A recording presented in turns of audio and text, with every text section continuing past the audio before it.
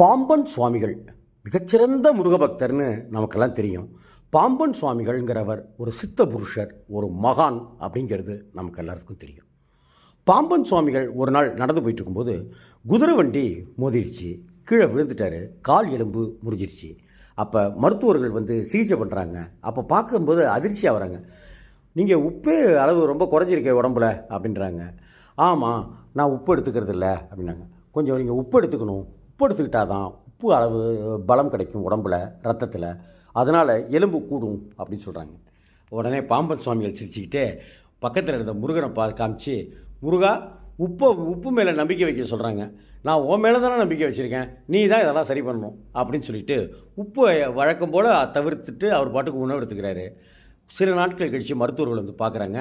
ஆச்சரியம், எலும்பு உறுதியாக இருக்குது, உப்பு அளவு நல்லாவே இருக்குது, ஆனால் அவர் உப்பு சேர்த்துக்கலை. இதுதான் முருகப்பெருமானுடைய